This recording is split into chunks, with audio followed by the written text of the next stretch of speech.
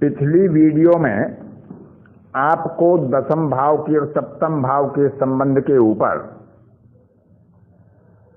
स्वतंत्र व्यवसाय अथवा व्यापार करने के योग के बारे में बताया गया था।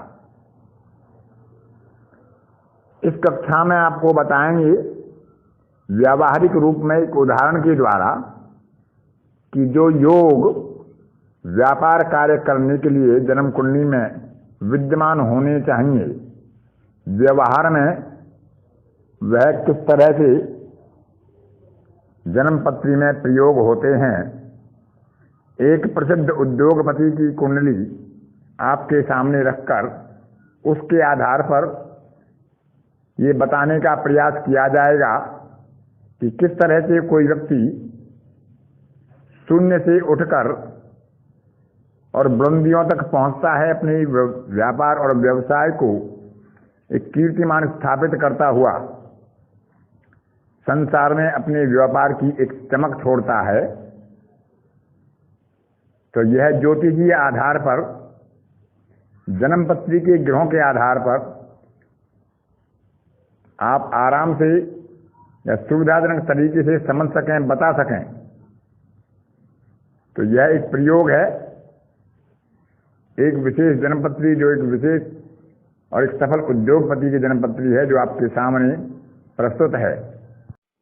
इस जन्मपत्री में आप देखते हैं कि लग्न कुंभ है, लग्न शनि अष्टम भाव में केतु के साथ है, लग्न में शुक्र है, चतुर्थ में गुरु है, षष्ठे चंद्रमा छठे भाव में, दसवें मंगल उच्च होकर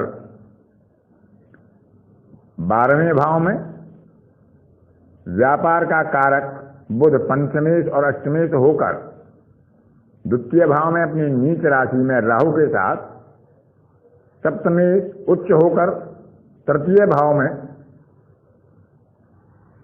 इस प्रकार जो ग्रहों की स्थिति है,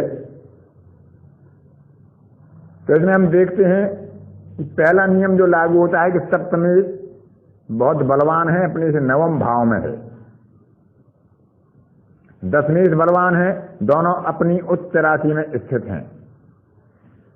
दसमेश की दृष्टि सप्तम भाव पर भी है और सप्तम भाव के स्वामी सूर्य पर भी है। तो ऐसा जातक व्यापार में सफलता प्राप्त करेगा। एक सिद्धांत आपको बताया था कि सूर्य का बलि होना व्यापार कार्य के लिए नितांत आवश्यक है।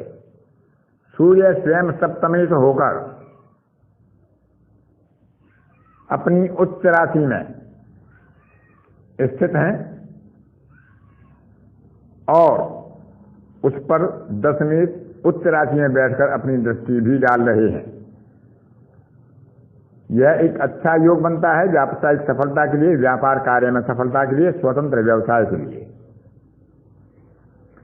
सूर्य, चंद्र, मंगल और राहु जो परमात्मांश के ग्रह बताए गए हैं, इन चारों का बलवान होना नितांत आवश्यक है।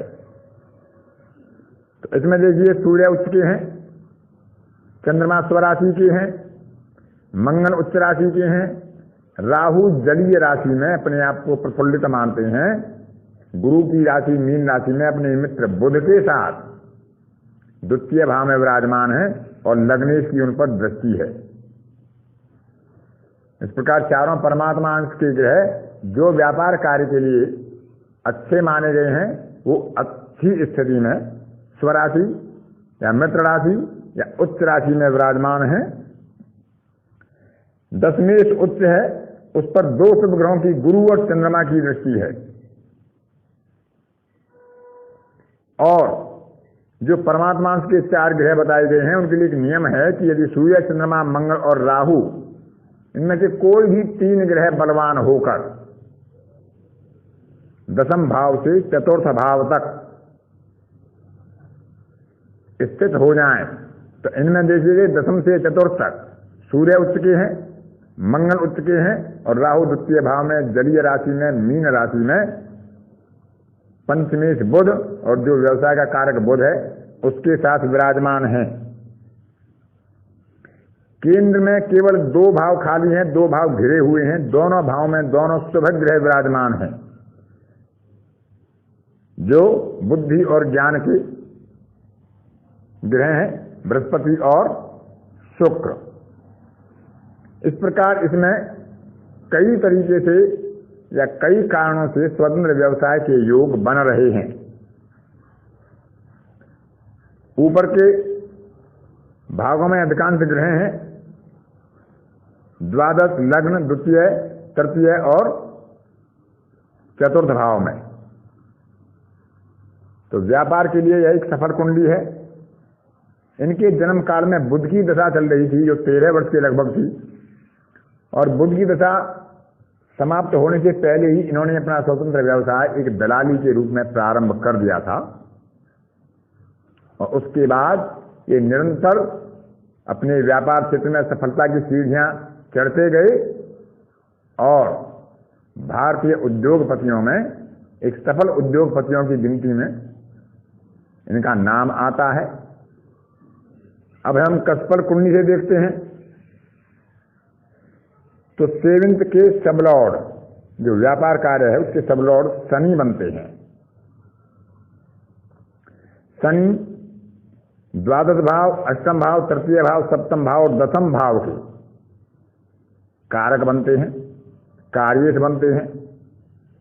तो 2, 7, 10 और 11 भावों का कार्येश बनना चाहिए व्यापार कार्य के लिए सप्तम के सबलॉर्ड को, और उसे छठे का सबलॉर्ड, छठे भाव से उसका संबंध नहीं होना चाहिए। 10वें भाव के उपनक्षत्रपति भी केतु हैं, उनका भी संबंध 7 और 10 से है, 6, 8, 12 से भी है। तो केतु की दिशा में इन्होंने संघर्ष किया था और अपने कार्य को एक स्थापित स्तर तक पहुंचाने में अथक प्रयास किया था। उसके बाद जब इनकी शुक्र की दशा आती है, जो द्वितीय भाव के सबलॉर्ड हैं और 1, 4, 2 और 9 के कार्य बनते हैं, इसमें आगे सफलता पाते हैं। सूर्य की दशा आती है इनकी 1924 में, तो उसमें ये द्वितीय और सप्तम के प्रबल कार्य सूर्य हैं, जिनका अन्य किसी भाव से कोई संबंध नहीं है। इस दशा में ये एक प्रखर सितारे की तरह चमक पाते हैं और अपने व्यवसाय को चहुमुखी, चहुं दिशा में फैलाते हैं और कीर्तिमान स्थापित करते हुए आगे बढ़ते जाते हैं। इस प्रकार से हम देख सकते हैं कि किस तरह से किसी जातक की कुंडली में स्वतंत्र व्यवसाय करने के योग बनते हैं। एक इसमें आपको बताया गया था कि जो परमात्मांश के ग्रह हैं सूर्य, मंगल, चंद्र और राहु, इनके नक्षत्रों में या यदि इनके नवांशों में 5 ग्रह, 5 से ज्यादा ग्रह बैठते हैं 7, 9 ग्रहों में से, तो भी वह एक सफल व्यवसायी बनने की क्षमता रखता है। इसमें देखिए मंगल चंद्रमा के नक्षत्र में है, गुरु चंद्रमा के नक्षत्र में है, शुक्र राहु के नक्षत्र में है, शनि मंगल के नक्षत्र में है और केतु चंद्रमा के नक्षत्र में है। तो 5 ग्रह इनके परमात्मांश ग्रहों के नक्षत्र में विराजमान है। यह भी एक सफल उद्योगपति या सफल व्यापारी या सफल व्यावसायिक व्यक्ति की घोषणा करते हैं। इस प्रकार इस जन्मपत्री में जो आपके सामने है अनेक प्रकार से व्यापार क्षेत्र में सफलता के योग बनते हैं और यह एक सफल व्यवसाय की कुंडली है। उदाहरण के लिए आपके सामने प्रस्तुत की गई थी ताकि आप बताए गए कारणों को समझ सकें एक जन्म पत्रिका के द्वारा। धन्यवाद। आपकी जानकारी के लिए बता दें कि यह जन्म पत्रिका एक प्रख्यात उद्योगपति घनश्याम दास बिड़ला की जन्म पत्री है, जिन्होंने अपने समय में